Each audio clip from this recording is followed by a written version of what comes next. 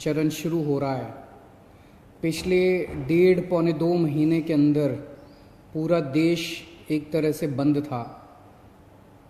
Corona की महामारी की वजह से पूरे विश्व के अंदर इस टाइम संकट छाया हुआ है। पिछले 1.5-2 महीने में आप लोगों ने खूब तपस्या की है, आप लोगों ने काफ़ी कठिनाई का सामना किया है और आपकी ये तपस्या विफल नहीं होगी। मुझे पूरा यकीन है कि कोरोना की महामारी से हम सब लोग मिलके इसका सामना कर रहे हैं और इस पे हम लोग जीत हासिल करेंगे। दिल्ली के अंदर अभी तक 10,054 केस टोटल हुए हैं। जैसा मैं अक्सर कहता रहा हूँ कि केसेस तो ज़्यादा हैं, लेकिन लोग बीमार पड़ रहे हैं और ठीक होके घर जा रहे हैं। 4,485 लोग ठीक हो गए हैं, यानी कि 45% लोग ठीक हो गए। 160 लोगों की मौत हो गई कोरोना की वजह से।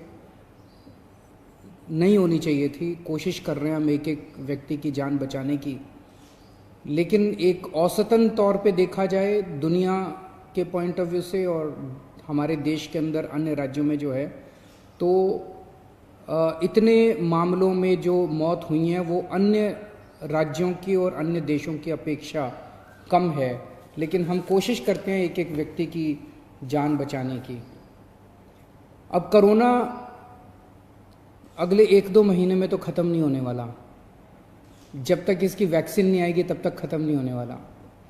तो जैसा मैं कई बार अक्सर कहता रहा हूँ कि कोरोना के साथ अब अपने को अपनी ज़िंदगी चलाने की आदत डालनी पड़ेगी।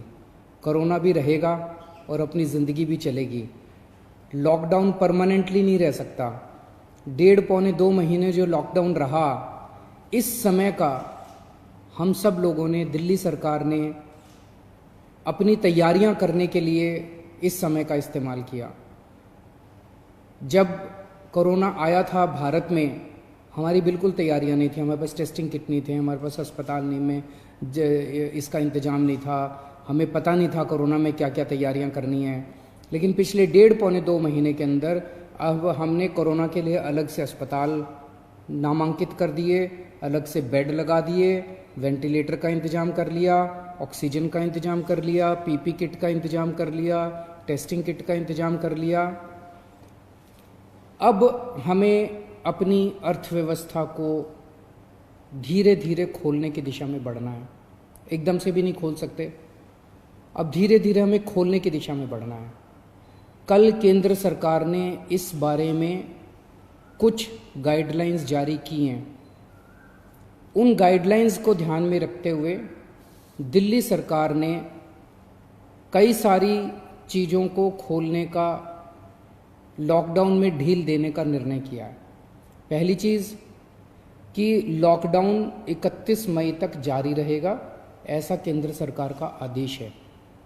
लेकिन इस लॉकडाउन में कई सारी ढील दी जाएंगी। पहले मैं आपको ये बता दूं कि क्या क्या अलाउ नहीं होगा दिल्ली के अंदर। मेट्रो नहीं चलेगी, सारे school, college, coaching institute, training institute सब बंद रहेंगे, सारे होटल बंद रहेंगे, सारे cinema hall, shopping mall, gymnasium, swimming pool, entertainment park, theatre, bar, auditoriums, assembly halls, ये सब बंद रहेंगे।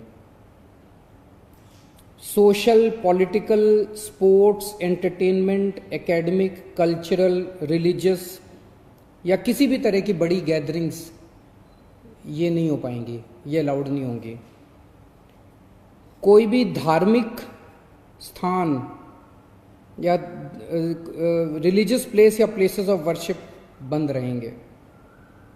कोई भी रिलीजियस गैदरिंग अलाउड नहीं होगी। बार्बर, स्पा और सलून ये अभी फ़िलहाल बंद रहेंगे।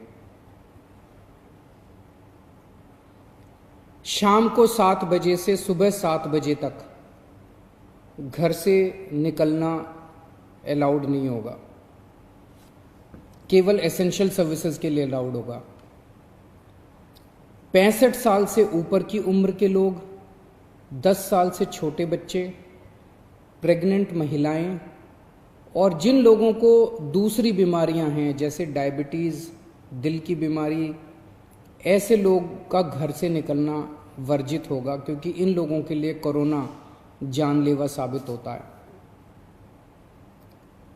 रेस्टोरेंट्स को खुलना अलाउ होगा, लेकिन वहाँ बैठ के खाना अलाउड नहीं होगा, केवल रेस्टोरेंट्स में होम डिलीवरी अलाउ होगी।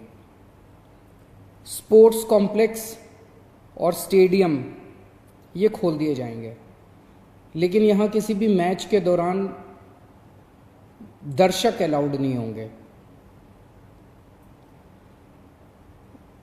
ट्रांसपोर्टेशन को खोला जा रहा है, तो auto rickshaw, e rickshaw, cycle rickshaw ये अलाउड होंगे, लेकिन केवल एक पैसेंजर। टैक्सी, कैब्स ये अलाउड होंगे, लेकिन केवल 2 पैसेंजर्स। ग्रामीण सेवा, फटफट सेवा, इको फ्रेंडली सेवा ये अलाउड होंगे, लेकिन केवल 2 पैसेंजर्स। मैक्सी कैब में केवल 5 पैसेंजर्स और आरटीवी में 11 पैसेंजर्स। लेकिन हर सवारी उतरने के बाद ड्राइवर की जिम्मेदारी होगी कि वो सवारी वाले एरिया को डिसइंफेक्ट करेगा, ताकि जो अगली सवारी बैठती है उसको भी खतरा ना हो और ड्राइवर को भी खतरा ना हो। कार पूलिंग या कार शेयरिंग अलाउड नहीं होगी एग्रीगेटर्स वालों को। दिल्ली में बसें चलना चालू हो जाएगा। एक बस में 20 से ज़्यादा पैसेंजर्स अलाउड नहीं होंगे। बस में चढ़ने के पहले हर पैसेंजर की स्क्रीनिंग की जाएगी और हर बस स्टॉप के ऊपर ट्रांसपोर्ट डिपार्टमेंट की जिम्मेदारी होगी कि सोशल डिस्टेंसिंग मेंटेन करे, बसों के अंदर भी और हर बस स्टॉप के ऊपर भी। व्हीकल्स और इंडिविजुअल्स का मूवमेंट अलाउड होगा पूरे दिल्ली में। 4 व्हीलर्स के अंदर 2 पैसेंजर से ज़्यादा अलाउड नहीं होंगे और 2 व्हीलर के ऊपर पीछे बैठ के सवारी अलाउड नहीं होगी, पीछे पिलियन राइडर अलाउड नहीं होगा।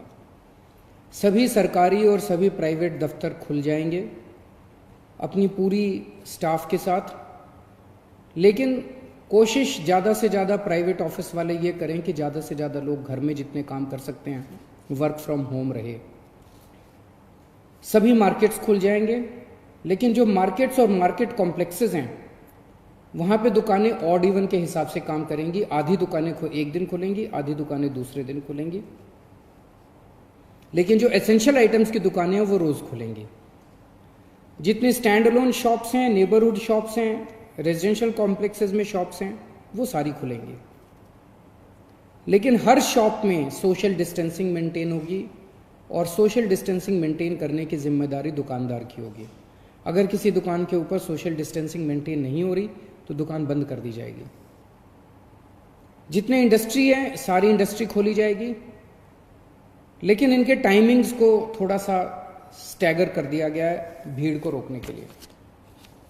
कंस्ट्रक्शन एक्टिविटीज़ शुरू की जा रही हैं, लेकिन कंस्ट्रक्शन एक्टिविटीज़ में केवल दिल्ली में रहने वाले जो वर्कर्स हैं वही अलाउड होंगे। अभी ट्रांस बॉर्डर वर्कर्स अभी लाना, बाहर से वर्कर्स को अभी लाके वो अलाउड नहीं होगा। शादी के लिए केवल 50 गेस्ट्स अलाउड होंगे और उसमें सोशल डिस्टेंसिंग मेंटेन की जाएगी। फ्यूनरल के लिए केवल 20 लोग अलाउड होंगे और उसमें सोशल डिस्टेंसिंग मेंटेन की जाएगी। कंटेनमेंट जोन्स के अंदर किसी भी किस्म की कोई एक्टिविटी अलाउड नहीं होगी एसेंशियल सर्विसेज को छोड़ के। इंटरस्टेट पिछले कुछ दिनों में देखा गया कि बॉर्डर के ऊपर नर्सेज को, डॉक्टर्स को रोक दिया गया। केंद्र सरकार ने भी ये आदेश दिए हैं कि बॉर्डर के ऊपर डॉक्टर्स को, मेडिकल प्रोफेशनल्स को, नर्सेज को, पैरामेडिकल स्टाफ को, सैनिटेशन पे काम करने वालों को, एम्बुलेंस को, इनको बिना रोक टोक के अलाउ किया जाएगा।